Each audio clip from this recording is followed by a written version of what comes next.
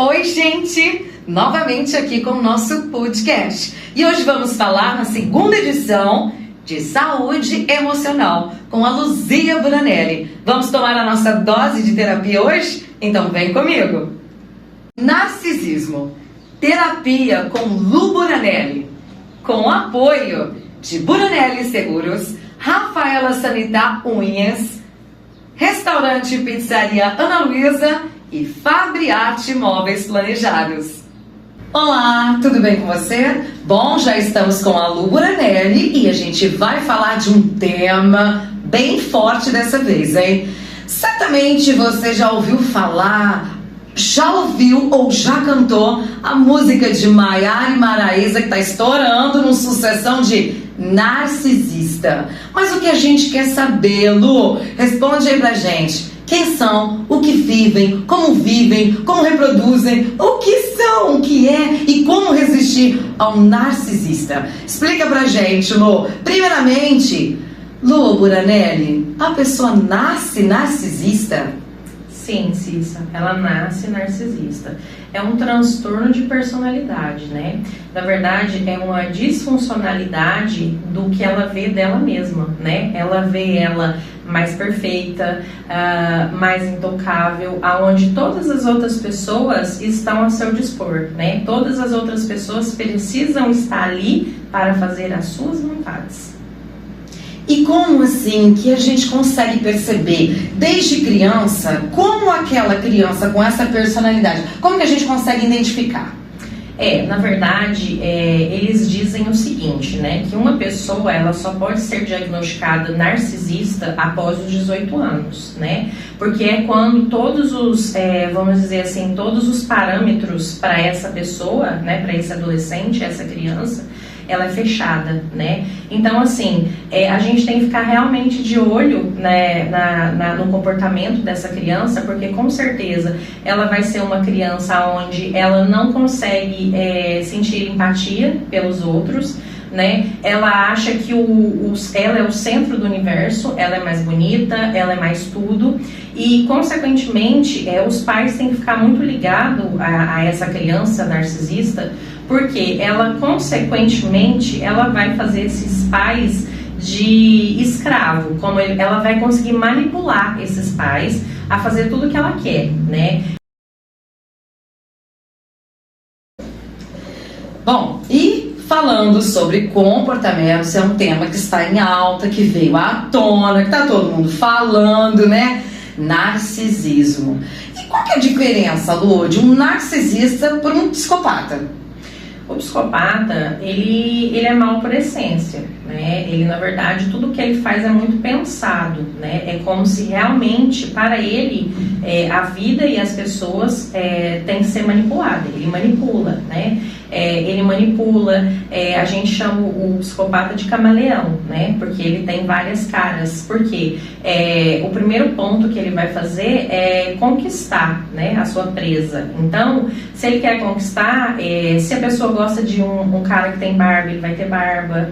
Então, o psicopata, ele coloca a pessoa ali naquela manipulação para que ele possa obter o que ele deseja, né? O narcisista, pelo contrário, ele não tem um foco, ele não tem o que eu posso dizer? Ele não tem um perfil, igual, por exemplo, o psicopata, ele pensa em dinheiro, ele pensa em poder, ele pensa em ser o centro das atenções, né? E ele manipula as pessoas para isso.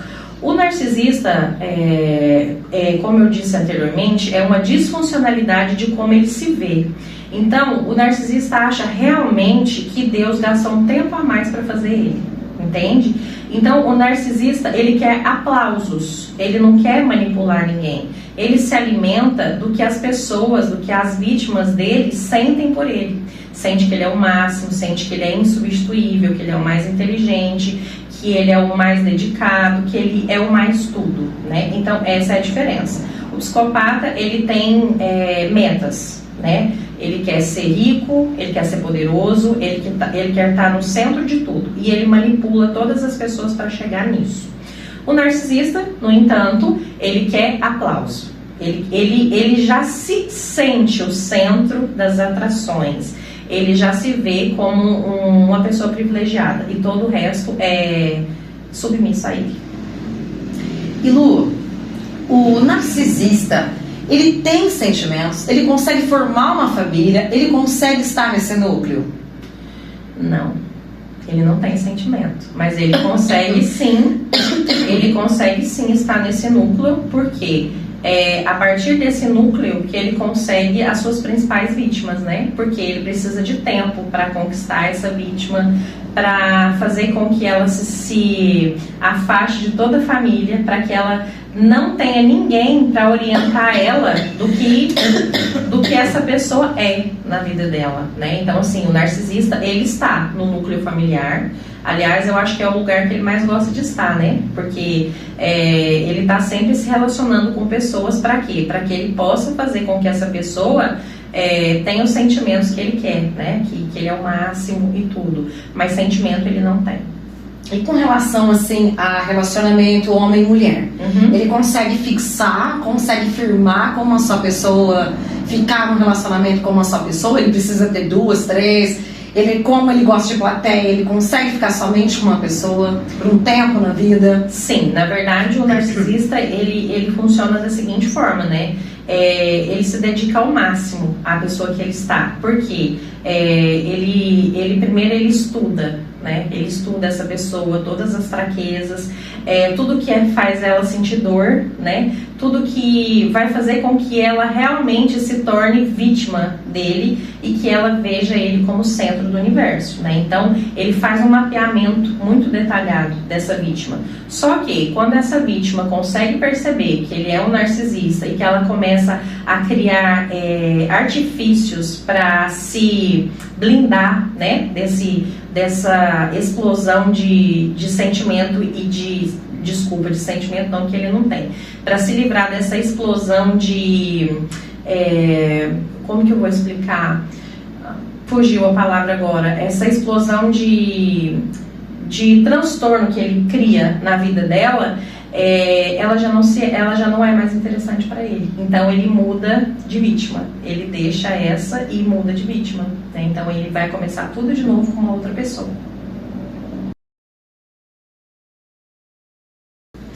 Bom, Lu, então a gente observou aí, né, na sua explicação, que o narcisista ele tem um QI a mais, né? Não é uma pessoa movida a sentimentos, não tem sentimentos, mas é uma pessoa que consegue se socializar, né? Enfim, ele vê o outro como vítima. Mas assim, esse narcisista, o que ele causa mais assim nas vítimas dele? Ele consegue fazer com que a vítima dele se perca dela mesma, de forma com que ela seja totalmente dependente dele. O narcisista vai se tornar para a vítima dela uma droga literalmente, e é muito difícil de uma pessoa que está envolvida com o narcisista conseguir se livrar, só com muita ajuda e, consequentemente, terapia e muita terapia. Só que o que acontece? Lá no início, no primeiro estágio, né, quando esse narcisista entra na vida dessa vítima, olha o que acontece. A primeira coisa que ele faz é fazer com que ela se afaste de todo mundo. Então, quer dizer, ela já não tem mais vida social, ela já não tem mais pessoas que possam chegar nela nesse momento para ajudar. Então, por isso, se torna mais difícil a saída dela, porque ela está sozinha, ela não tem ninguém, nem mesmo ela. Ela se tornou uma dependente emocional dele também. Uma dependente emocional dele e química, que na verdade o narcisista ele se torna uma dependência química para a pessoa. Ela funciona, a vítima do narcisista, ela olha para aquela pessoa como se realmente fosse uma dependência química, né? É muito difícil de sair, é muito difícil, só com a ajuda de profissional. E a gente vê muito, né, esse tema narcisista em mães e principalmente em relacionamentos, né? Tem pessoas que sofrem aí 12 anos num relacionamento, mais do que isso, 5, 10, 20 anos, e não conseguem identificar, porque ela vai sempre voltando àquele estágio que a pessoa é um príncipe, ela é maravilhosa no começo, a minha mãe fazia tudo pra mim, e de repente é até o certo momento de conquistar, até a presa mesmo em volta dela ali, né, Lu? Sim, com certeza, dessa forma mesmo. O que acontece é bem isso, porque a vítima, ela não consegue entender como que um amor tão lindo daquela forma pode ter acabado, né? Então, por que que a vítima sofre tanto? Porque ela não entende como que um homem perfeito de repente se torna o que tornou, né? Então é como você disse, realmente, essa pessoa, ela tenta resgatar, né, esse homem que ela conheceu lá no início. Então, por isso que anos e anos se passam e ela continua tentando. Porque o que ela pensa? Se lá no início ele foi, ele pode voltar a ser. Só que não, né? Só que não. E detalhe também, o narcisista tem aquele queia mais, então ele consegue virar o jogo, né? Ele consegue virar o jogo da situação, assim, Lu? Por exemplo, quando acontece uma briga, uma situação, é você o errado. Ele não. É verdade isso? Na verdade, esse é um dos estágios, né? Porque, na verdade, a relação com o narcisismo, a gente consegue até cronometrar, porque é muito previsível como que funciona, né? Ele tem um início, meio, enfim, né? Então, quando esse estágio dele começar a inverter as coisas, quando o narcisista percebe que a vítima já é dela, já é dele ou já é dela, né? Então, quando ele percebe isso, que ela já o universo dessa vítima só tem ele, ele é tudo para ela é totalmente dependente dele. Só que no início ele faz essa vítima acreditar que ela é a mulher ou o homem perfeito, entende? Depois que o narcisista percebe que o campo já é dele, que ele já dominou, tá tudo dominado, ele começa sutilmente vir com alguns defeitos. Tipo assim, você tá falando muito alto. Essa sua conversa eu não tô gostando, né? E Lu, fala um pouquinho mais sobre os estágios do narcisista, é super interessante, hein? Sim, é bem legal, porque a pessoa que ela está, né, nesse emaranhado de sentimentos com o narcisista, a gente passando esse cronograma, ela consegue entender que fase que ela está, o que está por vir, né? E ela consegue diagnosticar se realmente ela está nesse relacionamento com o narcisista, né? Então é assim, o primeiro estágio é a conquista, aonde ele se torna tudo para essa pessoa, aonde ele vai ser tudo que essa pessoa precisa. Se você for uma pessoa aventureira, ele vai te oferecer viajar o mundo. Se você é uma pessoa que quer uma solidez, que quer um relacionamento sério, ele vai te oferecer casamento, família, filhos, né? Então, se gosta de sushi, vamos comer sushi. Isso mesmo. Então, o primeiro estágio do narcisista é a conquista, né? Aí, o que acontece? Depois dessa conquista, vem a questão da depreciação. Porque ele já percebe que ele já dominou, tá tudo dominado. Então vem a depreciação. Ele começa essa depreciação de uma forma sutil, começando uma coisinha bem pequena, de forma que a pessoa não consegue perceber o impacto que aquilo está acontecendo na vida dela, né? E aos poucos ela vai fazendo o quê? Ela vai mudando o jeito dela de ser para agradar essa pessoa, porque ela quer que essa pessoa volte a ser quem era antes, ali no início, uma maravilha em pessoa, né? E depois desses estágios que vem as críticas, a princípio bem singelas, depois elas vão começando a ficar mais intensas, né? Aí ele já começa a não te responder por ligação, ele já começa a te deixar sozinho em casa, ele já começa a sair, te deixar no vácuo, ser mal educado, às vezes ser até agressivo verbalmente com essa pessoa, né? E essa pessoa fica sem entender o que está acontecendo. E é aí que começa, vamos dizer assim, a brincadeira de caça-rato. Porque é ali que ele começa a ser para ela como uma droga química, né? Porque ela quer fazer de tudo para que essa pessoa volte a ser quem ela era antes, né? Então, aí ela começa a se perder dela mesma. Nesse momento ela já não tem amizades, ela já não tem amigos, já se afastou da família, então ela tá sozinha com ele, né? E ela não consegue entender o que tá acontecendo, tá? Passou essa fase, começa a fase das brigas. As brigas são constantes. são constantes. E acontece o seguinte, essas brigas se tornam boas. Por quê? Depois da briga vem o quê? A reconciliação. E essa reconciliação é boa. Por quê? Porque nesse momento ele volta a ser quem era lá atrás. Porque ele quer prender ainda essa vítima. Entende? Então, essas brigas se tornam frequentes nesse relacionamento, né?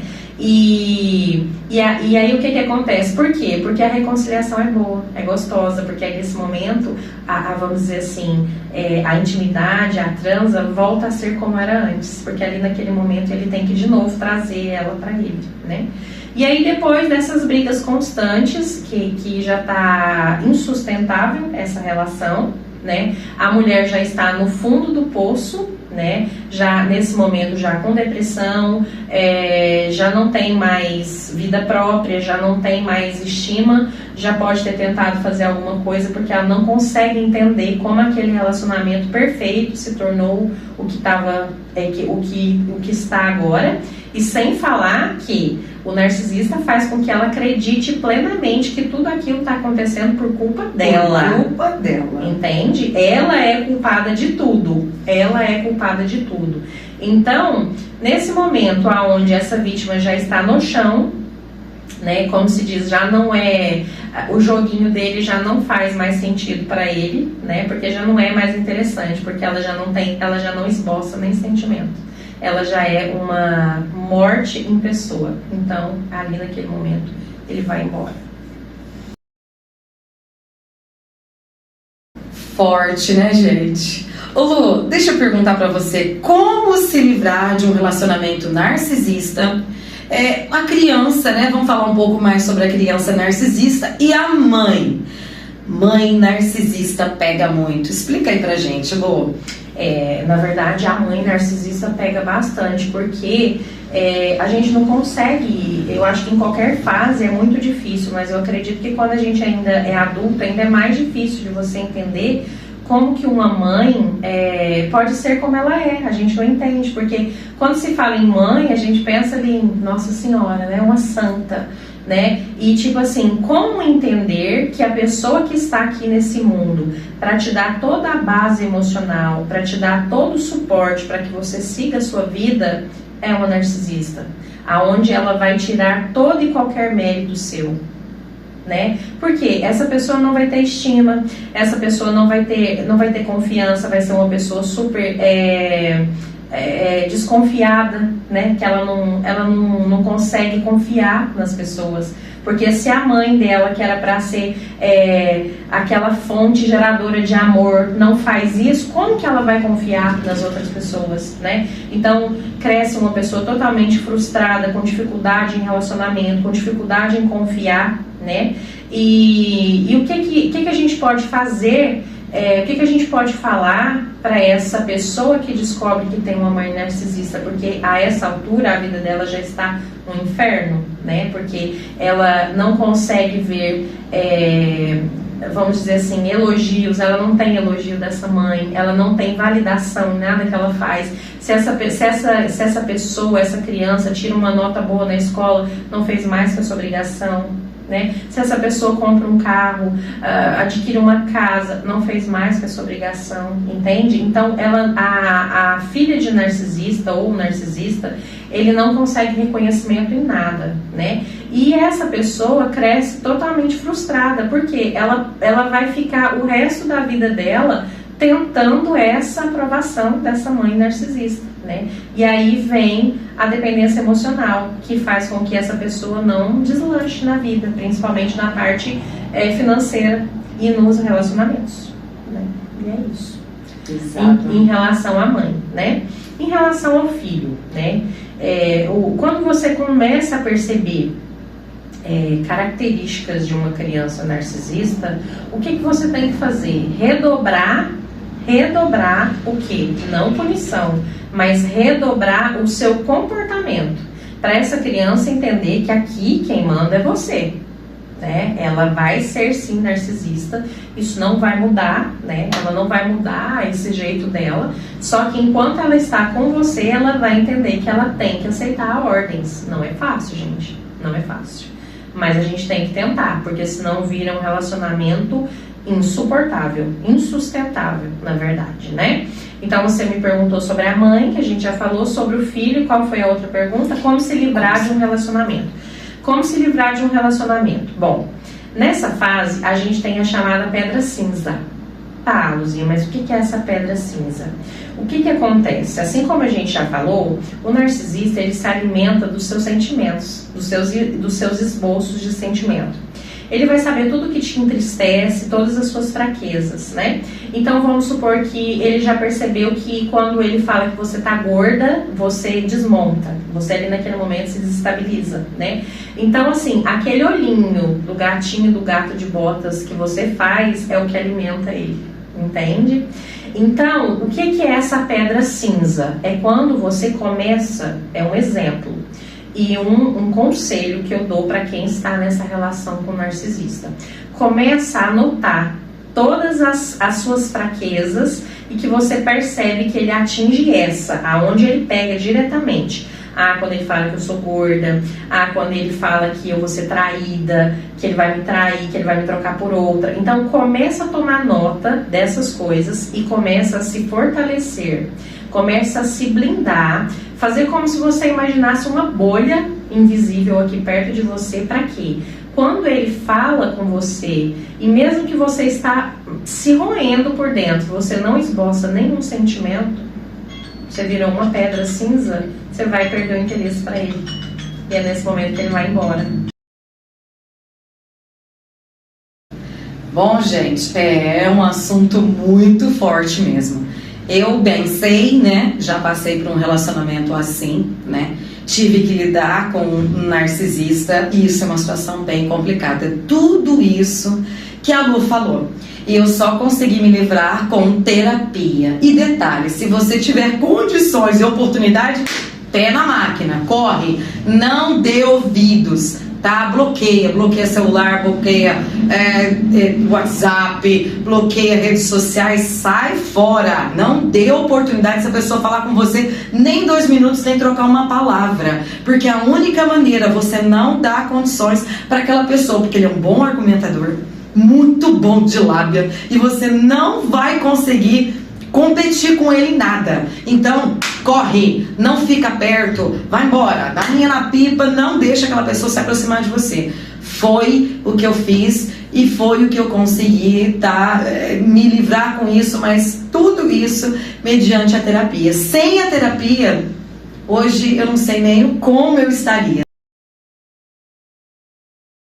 A gente precisou realinhar a Cissa e trazer de novo para dentro dela ela de volta, né? Porque ela se perdeu. Assim como a gente falou dos estágios ali do narcisista, chega um ponto desses estágios que você se perde de você mesma, né? Então é nesse momento que a gente entrou com a terapia, a gente reestruturou todo esse ser dela e foi aonde hoje ela é quem é.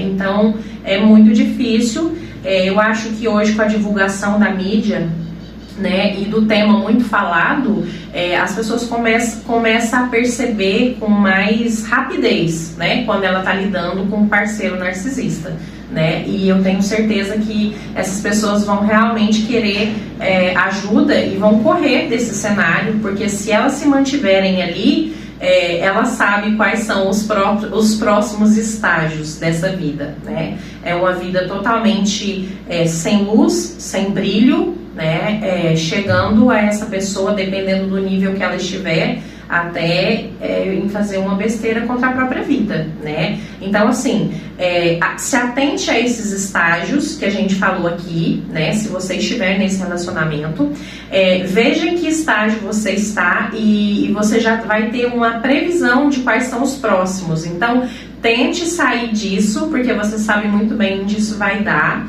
E essa pessoa nunca mais vai ser quem ela se apresentou para você, porque ela na verdade nunca foi, ela estava atuando, né? Então é isso, minha amiga, um conselho que eu posso te dar: se você perceber que está se relacionando com um narcisista, o mais rápido possível, fuja, corra, dê linha na pipa, como diz a Cissa. Bom, gente, gostou? É isso aí, Lu Buranelli. A Lu é extraordinária. Terapia é vida. Falei pra você. Ó, e se você gostou do tema, gostou do que a gente falou aqui, caixinha de perguntas, tá? Você pode estar aí perguntando no podcast, que a gente vai estar respondendo pra você também. A Lu vai estar, né, respondendo pra você nessa caixinha de perguntas. Pode perguntar aqui embaixo, tá? E a Lu vai estar respondendo pra você. Bom, semana que vem a gente volta com mais temas assim de comportamentos e, claro, gente, saúde emocional é tudo. Tchau, Lu, muito obrigada, viu? Tchau, tchau. Muito obrigada pela oportunidade mais uma vez e estamos sempre aqui à disposição para estar esclarecendo e ajudando as pessoas a lidar melhor com seus sentimentos. Até mais, até breve. Tchau, tchau. Tchau, tchau.